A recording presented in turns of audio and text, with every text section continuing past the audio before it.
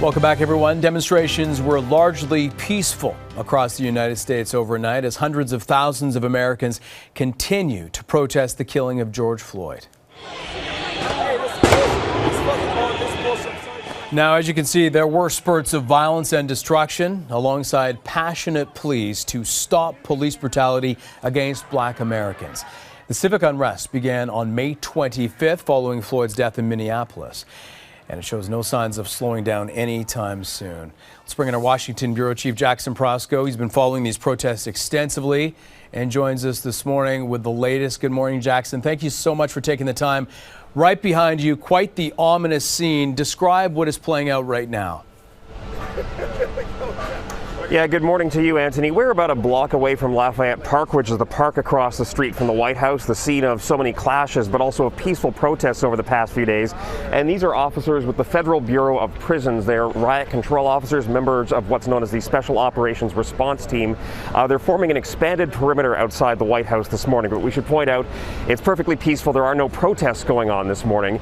This is just part of the enhanced police presence here in Washington that includes all these different federal agencies and, of course, military personnel as well.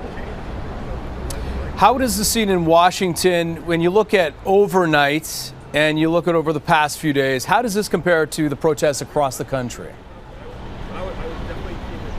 So I have to tell you, yesterday saw the largest but also the most peaceful protests we've seen so far, not just here in Washington, but really in cities right across the country. Yes, there were sporadic reports of looting in places like New York.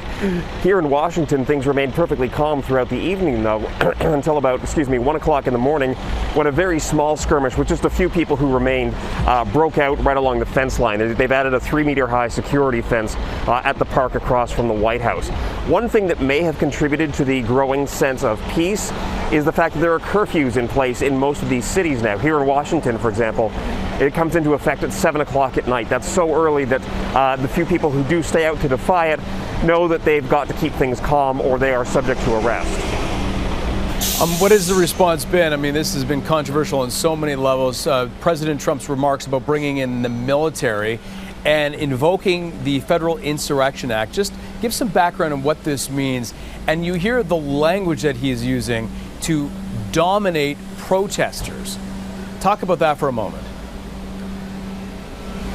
So Washington, D.C. is the one place in the U.S. where the military can be called in for a policing purpose without being asked. The federal government has oversight of this federal district, so they can just do it. So what we're seeing in this city is sort of a preview of what President Trump has threatened to do right across the country. And to give you a sense of what that looks like, we've seen military and National Guard Humvees patrolling the streets.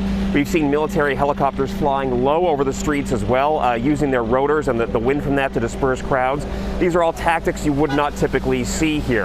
The president may be slowly, quietly backing away now from his threat to militarize other cities if they don't get the situation under control, but also things do seem to be calming down. It is unprecedented, though, that the president would simply send in the military to these cities without being asked, and in fact, in many cases, over the objections of local mayors and governors.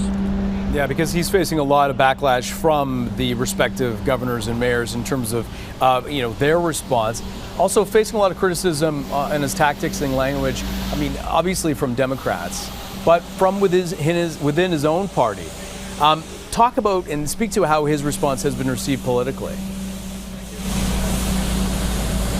There was a Republican caucus lunch yesterday. In fact, Republican members of the Senate were asked by reporters for a response to that incident that we saw earlier in this week when peaceful protesters were dispersed with gas canisters and with pepper spray right outside the White House so that the president could carry out that photo op.